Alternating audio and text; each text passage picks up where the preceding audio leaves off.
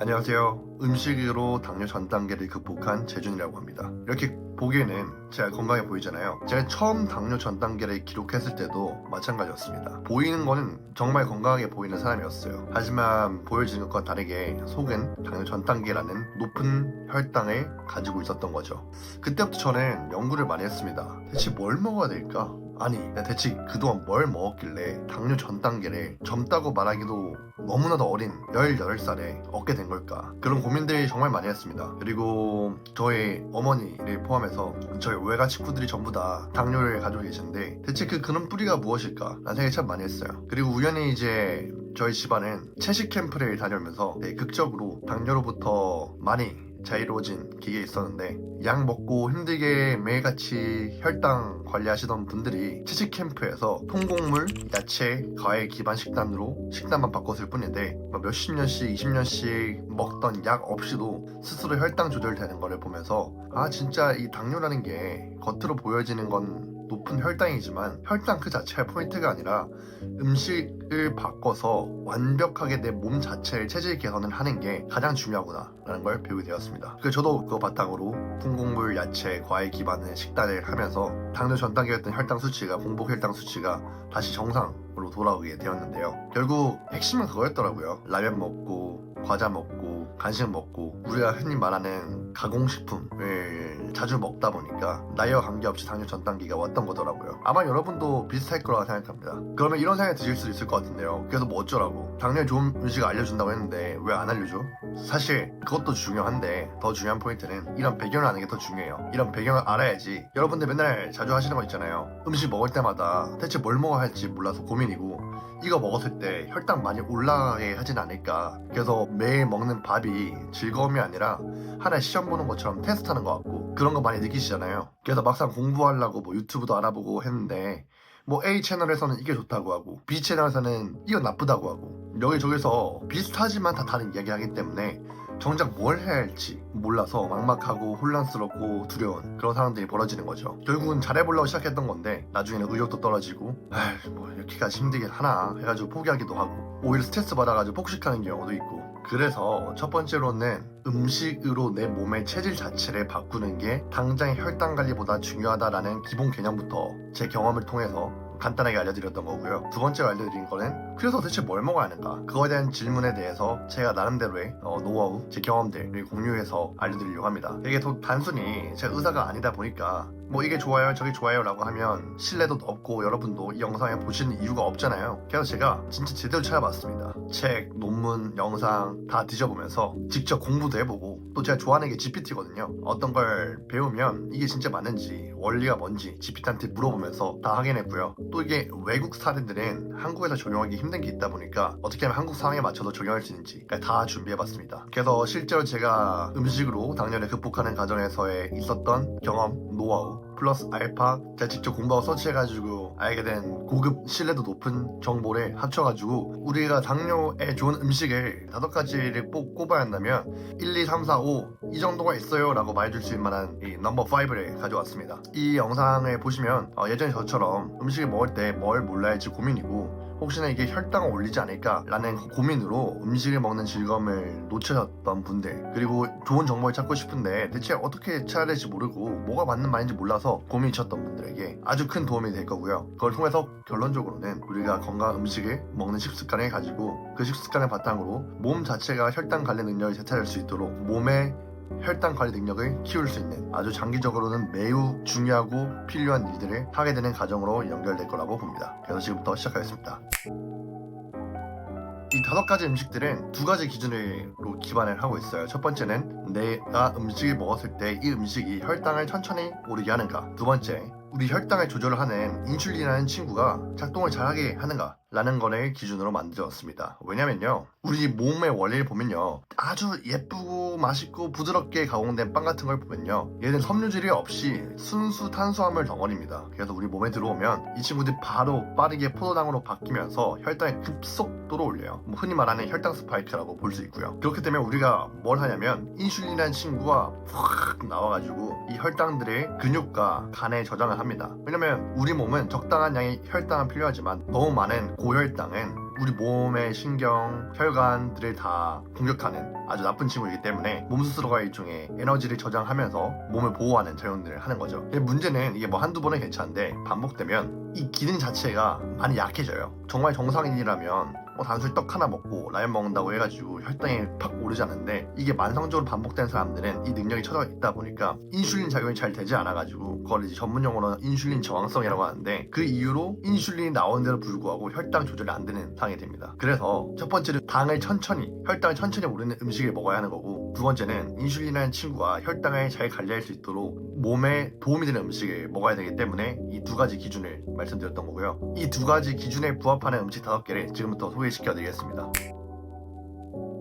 이 5가지 음식들은 두 가지 기준으로 제가 선정해봤는데요. 첫 번째로는 일반적으로 건강에 좋다라고 말하는 게 아니라 당뇨에 최적화된, 당뇨에 진짜 도움되는 음식을 골랐다라는 겁니다. 우리 몸의 작용을 보면 우리가 음식을 먹잖아요. 음식 속에 있는 탄수화물이 포도당으로 바뀝니다. 그 포도당은 인슐린이라는 친구를 통해서 간과 근육에 저장이 됩니다. 이게 일종의 우리가 혈당 조절을 하는 메커니즘이에요. 이거는 몸에 나쁘고 그런 개념이 아니라 우리 몸이 탄수화물을 소화시키는 과정이자 에너지를 저장하는 방식이라고 보시면 돼요. 여기서 문제는 너무 많이 정제된 떡, 라면, 과자 그런 것들은 섬유질과 미량 영양소들이 부족해서 이 분해되는 속도가 너무 빨라요. 일종의 농축액이라고 보면 되는 거예요. 그래서 섬유질이 풍부한 음식을 먹었을 때 올라가는 속도가 1이면 정제된 가공된 음식을 먹으면 막 5, 10씩 되는 거죠. 그래서 몸이 너무 많아지니까 너무 힘들어하는 거죠. 혈당이 천천히 오르게 하는 음식이면 인슐린도 예전에 한 이 정도만 내뿜으면 되는데 갑자기 한 번에 올라 보니까 인슐린이 막 10씩 나오면서 팍팍팍팍팍 계속 올라오는 거예요. 그게 한두 번엔 커버 가능한데 반복되면 결국 몸이 망가집니다. 몸이 망가지면서 인슐린 저항성이라는 게 생겨요. 쉽게 말해서 인슐린이라는 친구는 혈당을 낮추는데 가장 중요한 역할을 하는 친구인데, 이 친구가 일을 못하게 되는 거예요. 너무 일을 많이 시키니까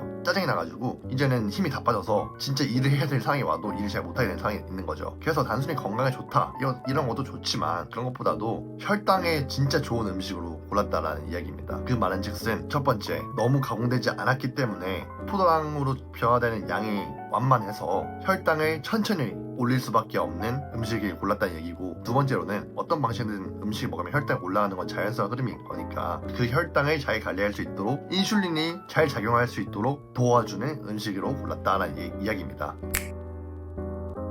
두 번째로는 현실성입니다. 우리가 보낸 대부분의 건강 정보들은 해외 기반으로 넘어오는 경우가 많습니다. 그렇게 되면 막상 한국에서 실천하려면 좀 힘든 경우가 있어요. 예를 들자면 키노아, 치아씨드 이런 거 좋잖아요. 요즘에 건강에 관심 있는 분들 몇 번씩 들어봤을 것 같은데, 사실 이런 게 뭐 동네 마트 가서 쉽게 팔진 않잖아요. 인터넷을 보려고 하면 구할 수 있지만 이런 것들도 좀 고려가 되어야 한다고 생각이 드는 이유가 뭐냐면, 결국 이게 혈당 관리하는 게 이벤트성이 아니라 뭐 한두 번 한다 해서 몸이 좋아지는 게 아니잖아요. 그건 사기지. 결국 기본적으로는 매일 꾸준히 혹은 가능한 많은 식단의 건강한 방향성으로 바꿔 나가는 게 필요한데, 이게 실천하기 힘들면 솔직히 말하면 현실성이 없잖아요. 내 몸을 건강하게 만들 만한 기반이 없는 거니까. 그래서 한국에서 실천했을 때 효율적으로 효과적으로 실천할 수 있는 것까지 고려했습니다. 진짜 도움되는 음식은 비싸거나 구하기 힘든 게 아니라 일상에서 바로 적용할 수 있고, 그런 변화들을 통해서 조금씩 변화된 내 모습을 느낄 수 있도록 도와주는 음식이 진짜로 우리에게 좋은 음식이니까요. 이제부터 소개할 음식 5가지는 혈당도 천천히 올리고, 그리고 혈당 조절을 도와주는 인슐린도 도와줄 수 있고, 그러면서도 한국에서 어렵지 않게 실천할 수 있는 접근성을 가지고 있는 걸 기준으로 5가지를 골라봤습니다. 이게 뭐 절대적인 정보는 아니에요. 저는 다른 좀 공격적인 유튜버들과 다르게 뭐 이것만 하면 다 해결된다,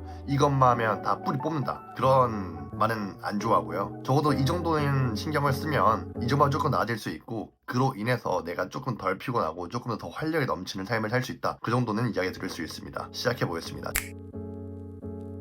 첫 번째, 현미입니다. 하버드 공중보건대학에 의하면 흰쌀 대신 현미를 먹으면 제2형 당뇨병 위험이 36% 감소한다고 말합니다. 왜 그럴까요? 아까 얘기했던 것처럼 현미는 우리가 보는 아주 보들보들하고 야들야들한 모든 게 다 깎여서 도정된 흰쌀밥이 아니라 있는 그대로 가까운 쌀이기 때문에 그렇습니다. 그렇기 때문에 영양소도 더 풍부하고 섬유질도 많아서 우리 몸속에 흡수되는 과정이 매우 천천히 완만하게 진행돼서 막 내가 미친듯이 막 코끼리처럼 많이 먹지 않는 이상은 그 음식 자체는 혈당을 빠르게 올리지 않는 아주 좋은 음식이 됩니다. 저 같은 경우에는 현미먹으면 좀 질리기도 하고 또 단백질로 좀 부족한 느낌이 들어서 가끔씩 재미삼아서 키노아, 콩 이런 것들을 섞어서 잡곡밥이라고 하죠. 그런 식으로 섞어서 좀 풍부하게 먹는 걸 좋아하고요. 이 우리가 음식을 볼 때 사실 중요한 게 이게 좋아 해가지고 이것만 하면 재미가 없고 실현 가능성이 없어요. 늘 모든 실천은 쉽고 간편해야 됩니다. 재밌어야 되고요. 그래서 저는 그런 것처럼 응용하는 걸 되게 좋아하는데 단순히 현미 좋다 해서 현미만 먹는 게 아니라 플러스 알파로 내 상에 맞춰서 콩도 넣고 귀리도 넣고 그런 식으로 좀 재밌게 창작을 하고 있습니다. 네, 두 번째는 시금치입니다. 아메리칸 저널 오브 클리니컬 저널에 의하면 녹황색 채소가 당뇨병 위험을 낮추는 데 큰 도움을 준다고 말하고 있습니다. 뭐 녹황색 채소라 하면 그냥 푸른잎 채소를 생각하시면 좋을 것 같고요. 뭐 대표적으로 시금치, 참나물, 상추, 깻잎 뭐 이런 것들이 있습니다. 이제 그럼에도 불구하고 시금치를 골랐던 이유는 사실 한국인이 가장 쉽게 접근할 수 있는 이 푸른잎 채소 중에 하나가 시금치이기 때문인데요. 구하기도 쉽고 요리하기도 쉽고 하니까요. 저 개인적으로는 이제 집에서 시금치 나물 반찬을 많이 해 먹는데 가볍게 데쳐가지고 만들기도 쉽고 가격 부담도 적어가지고 일상에서 자주 먹는 식단 중에 하나입니다. 한 가지 주의하실 거는 이 식물 자기를 보호하기 위한 옥살산염 뭐 그런 것들이 있습니다. 제가 공부한 바로 의하면 우리가 코끼리처럼 시금치를 막 우와 이렇게 먹는 게 아니기 때문에 건강에는 큰 문제가 없다고 하지만 아무리 좋은 거라도 너무 많이 먹으면 독이 될 수 있다는 걸 인지를 하시고 드시면 좋을 것 같습니다. 세 번째는 깻잎입니다. 농촌진흥청 연구에 따르면 깻잎 추출물이 혈당을 낮춰주는 데 도움이 되었다라는 이야기가 있습니다. 저도 이번에 조사하면서 알았는데 깻잎이 항산화 물질이 굉장히 풍부하다고 알려져 있다고 합니다. 그래서 누군가는 뭐 농담으로 깻잎이 이렇게 알려져 버리면 전 세계에서 막 사람들이 찾아가지고 금값이 돼버린다 뭐 그런 농담 섞인 이야기도 있더라고요. 실제 우리 뭐 고깃집을 가든 마트를 가든 깻잎을 굉장히 쉽게 구할 수 있고 가격도 엄청나게 비싼 편이 아니기 때문에 뭐 쌈으로 싸먹어도 좋고 비빔밥이나 그런데 좀 이렇게 잘라가지고 향과 맛을 더하는 용도로 먹어도 좋고 하니까 챙겨보시는 걸 추천드립니다. 네 번째는 견과류입니다. 이 견과류가 저처럼 통곡물, 야채, 과일 위주 먹는 사람은 지방 섭취가 좀 부족하거든요. 흔히 우리가 지방은 나쁘다라는 인식을 가지고 있는데 사실 지방이 나쁜 게 아니라 지방을 너무 많이 먹는 게 나쁜 겁니다.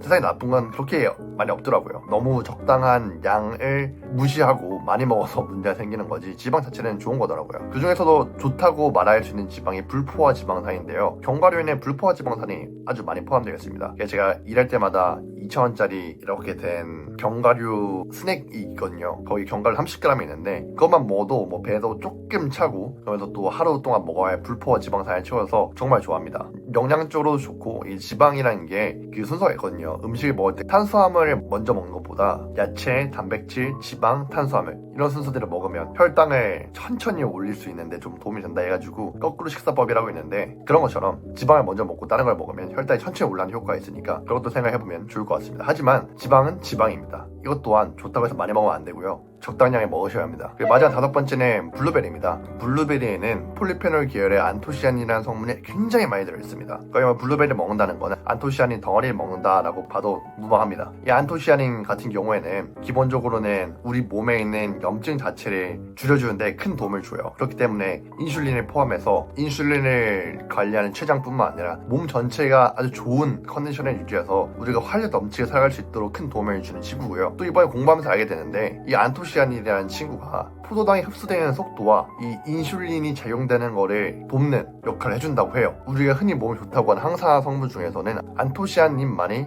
이런 기능을 하더라고요. 또 블루베리 같은 경우에는 뭐 냉동도 있고 생과일도 있지만 조그맣고 맛도 있어가지고 언제 어디서든 간편하게 즐기기 딱 좋잖아요. 뭐 그 자체로만 먹어도 좋고 스무디에 먹어도 좋고 요거트에 넣어도 좋고 샐러드에 드레싱 넣어도 좋으니까 저도 자주 먹거든요. 그래서 마지막으로 블루베리까지 추천드렸습니다. 이렇게 5가지 음식, 현미, 시금치, 깻잎, 아몬드, 블루베리 다 일상에서 어렵지 않게 구할 수 있고 가격대도 크게 비싸지 않습니다. 그리고 과학적인 근거로서도 충분히 건강이 어느 정도 입증된 친구들이고요. 하지만 그렇다고 해서 이것만 꼭 먹어야 되고 이것만 안 먹으면 뭐 건강해지지 않고 뭐 그런 거 아닙니다. 제가 말씀드리고 싶은 거는 적어도 저는 이런 기준을 가지고 노력을 해왔고 이걸 기준으로 노력을 하니까 조금 혈당 관리가 조금 편해졌다. 그리고 지금은 곡물 혈당도 괜찮다. 그렇기 때문에 여러분들도 이런 기준점을 가지고 일상 속에서 조금씩 변화를 해봐라. 사실 사람이란 게 쉽게 바뀌지가 않잖아요. 뭐 이게 집 조명 끄는 것처럼 온오프 딱딱 되는 게 아니라 수많은 시행착오와 변화가 필요하기 때문에 저도 이런 기준점 하나 정도는 있으면 나쁜 거 10개 먹을 거 5개 먹을 수 있고 좋은 거 1개 먹을 거 5개 먹을 수 있고 그런 거 아니겠습니까? 그래서 이렇게 공유를 드렸고요.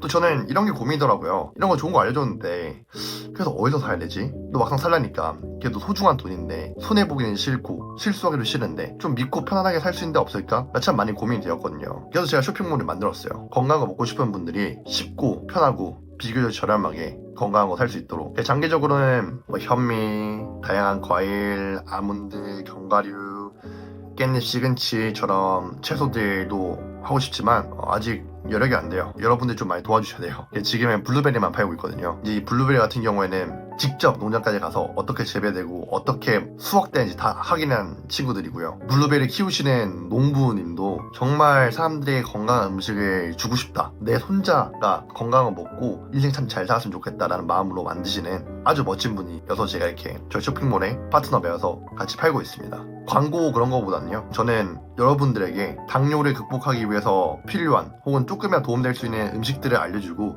여러분들이 그런 걸 실천했을 때 여러분이 이미 좋은데 알고 있으면 거기서 드시면 되고 근데 찾아보기 귀찮고 어렵고 혹은 좀 쉽게 간편하게 하고 싶다 라고 생각했을 때 그런 것들 좀 해결할 수 있는 해결책이 제가 되면 좋을 것 같아요. 이렇게 쇼핑몰을 만들었던 거고요. 필요하신 분들만 이용하시면 될 것 같습니다. 그래서 그 쇼핑몰은 제가 댓글이 고정 링크로 걸어놓을 거고요.